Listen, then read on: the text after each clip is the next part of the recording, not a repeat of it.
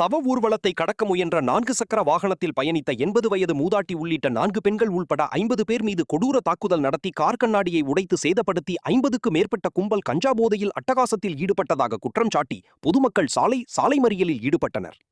மயிலாடுதுறை மாவட்டம் சீர்காழி தாலுகா திருவெண்காடு மேலவீதியைச் சேர்ந்த மூர்த்தி என்பவரின் தாயார் பவுன்மதி என்ற 80 வயது மூதாட்டியை மூர்த்தியின் மனைவி அருண்மொழி தஞ்சாவூர் தனியார் மருத்துவமனைக்கு பரிசோதனைக்காக இன்று காலை அழைத்துச் சென்றுள்ளார்.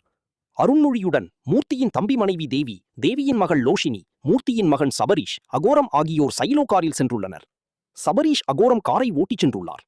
மருத்துவமனைக்கு சென்றுவிட்டு மாலை வீடு திரும்பிய போது குத்தாலம் அருகே கடலங்குடியில் எதிரே சவ ஊர்வலம் வந்தபோது அதனை கடக்க முயன்றபோது அங்கு போதையில் ஆடிக்கொண்டிருந்தவர்கள் காரை பிடித்து உலுக்கி அட்டகாசத்தில் ஈடுபட்டுள்ளனர். பெண்களுடன் வந்ததால் பயந்து போன சபரீஷ் அகோரம் காரை எடுத்துச் சென்றுள்ளார். அப்போது போதை ஆசாமி ஒருவர் காரின் மேற்கூரையின் மீது ஏறி காரை நிறுத்தச் சொல்லி மிரட்டியுள்ளார். வேறு வழியின்றி காரை நிறுத்தியவுடன் சபரீஷ் அகோரத்தை தாக்கியுள்ளனர். தொடர்ந்து சவ ஊர்வலத்தில் பங்கேற்ற 50க்கு மேற்பட்டோர் காரின் அனைத்து கண்ணாடிகளையும் உடைத்து சேதப்படுத்தினார். மேலும் சிகிச்சை பெற்று வீடு திரும்பிய மூதாட்டி பவுன்மதியை கண்ணில் தாக்கியுள்ளனர். அதுமட்டுமின்றி காரில் அமர்ந்திருந்த இளம்பெண் லோஷினியை கையை பிடித்து இழுத்து தாக்கியுள்ளனர். மேலும் தேவியை முடியை பிடித்து இழுத்து தாக்கியும் கொடூர செயலில் ஈடுபட்டுள்ளனர். இந்த கொடூர சம்பவத்தில் காயமடைந்த 3 பேர் பொதுமக்கள் உதவியுடன் 108 ஆம்புலன்ஸ் மூலம் மயிலாடுதுறை அரசு மருத்துவமனையில் அனுமதிக்கப்பட்டு சிகிச்சையில் உள்ளனர்.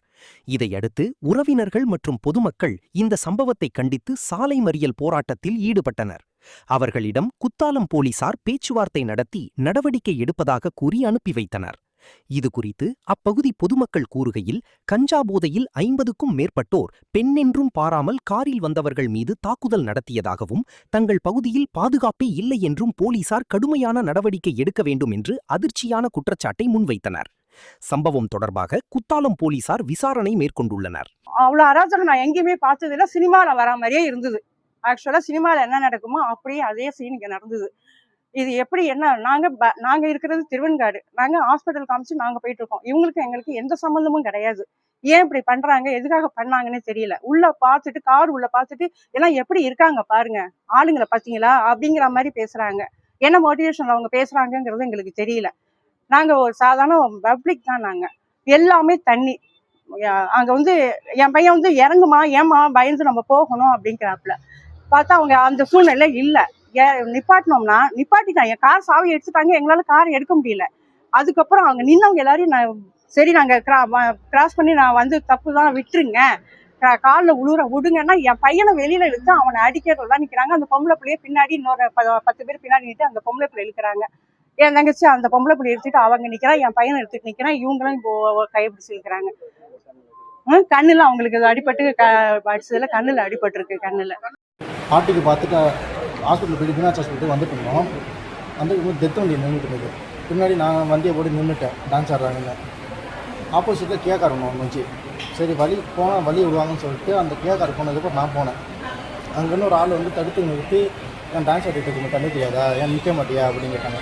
ஏன்னா வந்தால் வழி விடுங்கன்னு சொல்லிட்டு போனேண்ணே அப்படின்னா உனக்கு பண்ணாமல் திட்ட ஆரம்பிச்சிட்டாங்க. வீட்டில் 4 கேர்ள்ஸ் காரில் இருந்தாங்க. எல்லாரையும் என் தங்கச்சியெல்லாம் கண்ணாமன்னு பேச ஆரம்பிச்சிட்டாங்க. ஏன் இப்படி பேசுறீங்க, வந்தால் வழி விடுவீங்கன்னு சொல்லிட்டு தானே பண்ணேன், அதுக்கே இப்படி பேசுறீங்க அப்படிங்கிறது 10 பேர் காரை சுற்றி வச்சு காரை போட்டு ஆட்ட ஆரம்பிச்சிட்டாங்க. நான் 4 பேர் கேர்ள்ஸு அவங்க காப்பாற்ற நான் என்ன பண்ணால் காரை எடுத்துகிட்டு போனேன். எடுத்துட்டேன். ஒருத்தன் கார் மேலே ஏறிட்டாங்க. ஏறி கார் நிப்பாட்டினாங்க. கொஞ்சம் ஒரு 1/2 கிலோமீட்டர் போயிட்டு நிப்பாட்டிட்டேன். கார் நிப்பாட்டி வந்துட்டு சாவி பிடிங்கிட்டாங்க. பிடிங்கி நின்று நல்லா வரட்டும் அப்படின்னாங்க. நான் கொடுங்க சாவியை கொடுங்க, ஏன்னா பிரச்சனை பண்ணுறீங்க பெஞ்சினேன். இது கூடவே இல்லை. ஒரு 20 பேர் 30 பேர் வந்துட்டாங்க. சுற்றி வச்சு காலை கண்ணெல்லாம் உடைச்சி என் சட்டையை கிழிச்சு பிடிச்சி வச்சு என் காலை பிடிச்சி வெளில எடுத்து அடித்து நோசி என் தங்கச்சியும் போட்டு அடித்து கேவலமாக ரொம்ப பேசி எங்கள் பாட்டியும் ரொம்ப கேவலமாக பேசி சுற்றி வச்சு அடிச்சிட்டாங்க. அதுக்கப்புறம் அது கார் எடுத்து கார் சாவி கொடுத்தாங்க. வெளில இங்கே கொண்டுருவாங்க, ஒரு பெரியவர் கார் அந்த பையனுக்கு கார் போய் இருக்காத இருந்தாலும் கொண்டுருவாங்க போயிடுன்னு சொல்லிட்டு கார் சாவி எடுத்துக்கிறாங்க. அந்த உடஞ்ச பின்னாடியெல்லாம் உடஞ்சிருச்சு. அப்படியே எடுத்து வந்துட்டாங்க. முடியலப்பா, எனக்கு நெஞ்ச அவனை அடித்ததில் எனக்கு ஒன்றுமே மயக்கம் வந்துருச்சுப்பா, என்னால் பேச முடியல. அப்போ இருக்கவனே என் கையை பிடிச்சி குத்துனாங்க பாரு, அது என் கண்ணில் குத்திடுச்சு. நான் அப்படியே மயங்கி கிடந்தேன். என் கையை பிடிச்சி இப்படி இருக்கும். எனக்கு என்ன நடந்துச்சு